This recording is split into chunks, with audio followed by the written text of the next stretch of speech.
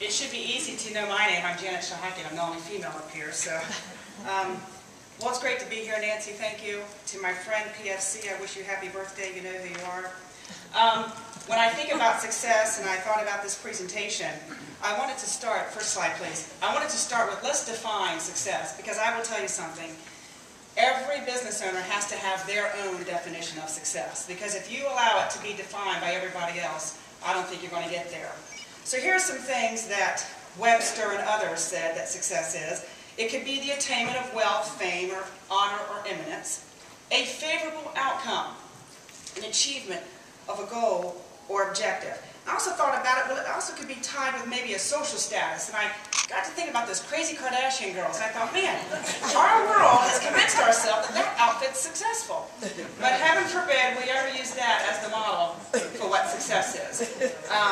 But I will tell you, I went a little further in my research. Next slide, please. And I wanted to find some quotes. And I found hundreds and hundreds of successful quotes. And these are the four that I really glean to. I like what Einstein said. He said, try not to become a man of success, but rather become a man of value. Rockefeller, quote, success in business requires training, discipline, and hard work. But if you're not frightened by these things, the opportunities are just as great today as they ever were. Cosby, I love this one, and I so agree with it. I don't know the keys to success, he said, but the key to failure is trying to please everybody. And then our great 16th president of this United States said it this way, always bear in mind that your own resolution to succeed is more important than any one thing. And I think that is so true.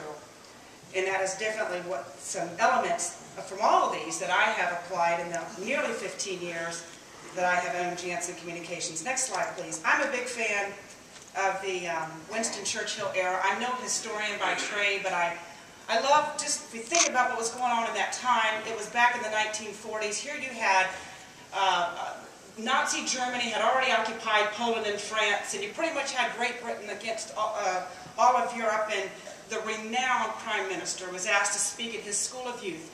So you can only imagine the headmaster coming in and saying, okay, students, Winston Churchill is going to come speak.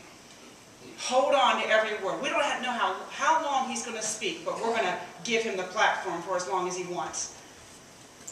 The Prime Minister got up, and this was his speech. Never give in. Never, never, never, never, in nothing great or small, large or petty, never give in except to the conviction of honor and good sense. Never yield to the force. Never yield to the apparently overwhelming might of the enemy. And with that, he sat down. And still to this day, ladies and gentlemen, it is renowned as one of the most successful speeches ever given. You know, Mark Twain said it best, if I had more time, I would have written a shorter letter. I think life is short, folks, and we have, but a bit of time to make our impact on this world. Next slide, please. I think there are some crazy things impacting our success today as business owners all over this great country. First of all, we're dealing with a very turbulent economy. We're dealing with an unsettled political system, not just domestically. I was over in Greece, as some of my buddies know, on for vacation. Don't put Greece on your bucket list. I was there when the riots were going on, and it was just nonsense. I mean, I couldn't even relax, and I got sick. But their political system is messed up right now, and they were all upset that they had to start paying taxes. I'm like, well, welcome to the real world. And we've got these declining budgets, not just in the defense industry. We've got them everywhere. We've got increased competition. We've got acquisition challenges. But you know what? Others that have gone before us, they've been there too. They've been there too. We're just in a different climate today, in a climate that, as General Dunwoody would say, we have to continuously adapt if we're going to do it. And I believe that's what small business owners have to do. So I've been asked to give my story. I'm taking this from a slightly different angle of things that I have done over the past nearly 15 years to achieve success. But I will tell you all something. Before I get into these 4 points, and I'll move quickly, as I said before, I don't define success by somebody else's definition. Success to me is not a number. Success to me is not some big lofty mission statement. Success to me has been these 4 things. Next slide, please, which I'm going to go through. Number 1, over the past 15 years, I have worked aggressively at times to make sure that I change my view of a situation. So let me give you an example. After 9/11, boy, it was tough. It was really tough on the market. Matter of fact, it got so tough, I was facing quite a drastic situation. And let me tell you something. You know, it's funny, when business owners go to the banks, if you don't know this, it's true, they'll give you money when you don't need it. And you can't find them when you do need the money. Boy, it was a really tough time. And I say this with all humility. It was so bleak in the business, in the market after 9/11. If you've read my bio, you know I started my career out in the space industry. So my leaderboard account was Space Systems Around back in the days of Bernie Schwartz and all those good things, and you know, Geosystems and Leo Systems and all this great stuff. The aerospace market was just taking a hit. It got so bad one night that I actually almost contemplated suicide. And I'm serious about that.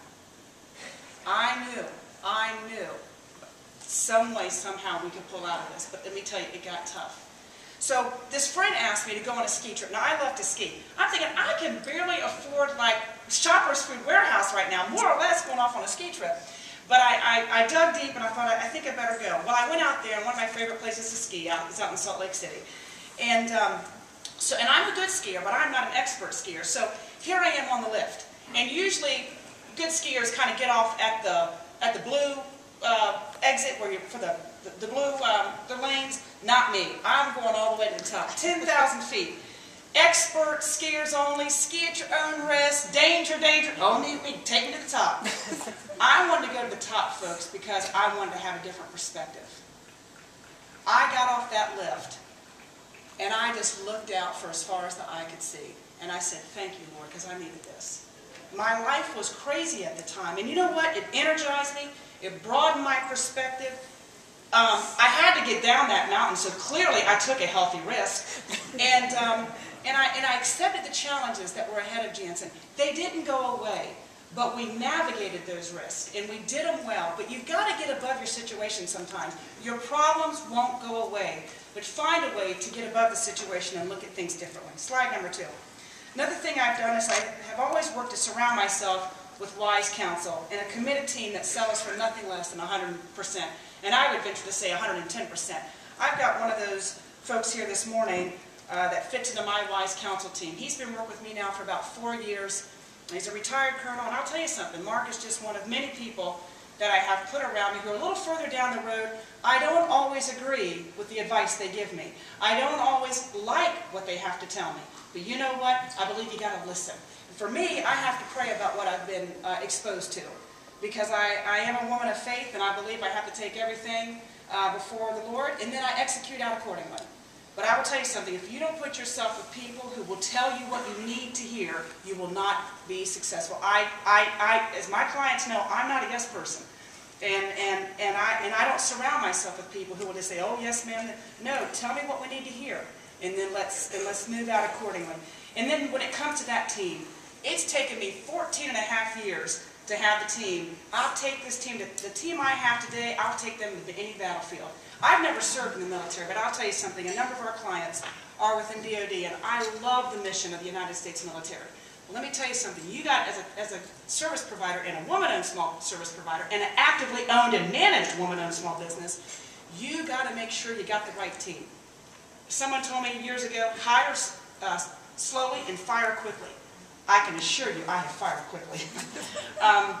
You got to have that right team who shares your passion, shares your vision, and you don't have to look. I don't have to look behind me.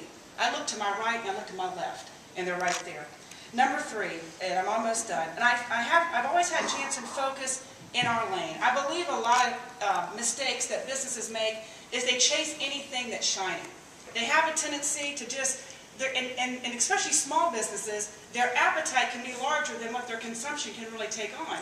And I will tell you, when I was at Orbital years ago, I knew there was a market for a strategic communications company with a significant emphasis on branding. That's what we do. We don't get wrapped up in everything else. We don't chase everything that's on FedBiz Ops. If it's not in our lane, I don't go after it. We are really good at what we do, but we stick to our lane. And I think that's been a huge success for Jansen. And we stick to our markets. I've been asked, hey Janet, can you come help us in the healthcare industry? I don't know that market. I mean, I don't, that's not our lane. We understand defense, we understand aerospace. I got work we're doing on Joint Strike Fighter. I got work we're doing over the Australian Ministry of Defense right now. I'm getting ready to go to Australia in a couple weeks. I got work all over, but it's in our lane, it's in our market. That's what we stick to. We're passionate about it, we're good at it, but I do think a fallacy that a lot of small businesses can make is they chase anything that's shiny and way out there, and as Ray said, cash flow can become a fiasco, and if and it can drain your efforts by getting focused on too many things. My last slide, I will tell you this. I want to go back to that 9/11 situation, after 9/11 situation. So I told you times got tough, right? So not a single bank is loaning me the money that I need to get this loan in, and I get a phone call from Georgia. He was a former teacher of mine, and he said, there's a guy in my church who, self-made millionaire. The guy had never made more than 60 grand a year, but he knew how to invest his money. He was a self-made millionaire. He said, he's looking to do an investment, and I was telling him about your business. I said, oh my goodness, isn't this great? And at the time, I needed $500,000. And so I said, well, my goodness, Jim, what does he need? Would he like to have my bio or my business plan, or what does he want? I mean, I want to get the money, so what does he need, right? And so he said, well, let me talk to him and see what he needs. Long story short, that man came back, and he said, Jim, he said, I want to help this lady. And Jim said, and you know that there's a 50-50 chance here. I mean, times are tough. He said, I feel led that I need to do this. You know, folks, to this day, if that man were to walk into these double doors, I wouldn't know who he is. I never met him. I've never spoken with him. That man loaned me $500,000. He didn't ask for anything. He didn't ask for, and I hate to say this, but I'm afraid if someone were to come ask me for $500,000, shoot, I'm going to put a lien against your kids. I want your birth certificate. I want your social security number. I want anything I get my hands on. And we had 7 years to pay Bill back. And I did it in less than 2 years. But folks, that came from a source that I had never, ever anticipated. And it came at a time, just in time, exactly when I needed it. And so, you know, I look forward to the next 15 years at Jansen. I am thankful for what I have been blessed with. I am thankful, I will tell you, I am thankful for the grace of God. That is part of my story. That is part of my business. I certainly don't make people share in my belief, but I believe you better take a stand on what you believe in. And so, my last slide, everybody asked me if this is a Photoshop picture. No, it's not Photoshop. It was a real beautiful day in Washington. If it was Photoshop, I can assure you I'd have made myself thinner. But in any way, thank you for your time this morning.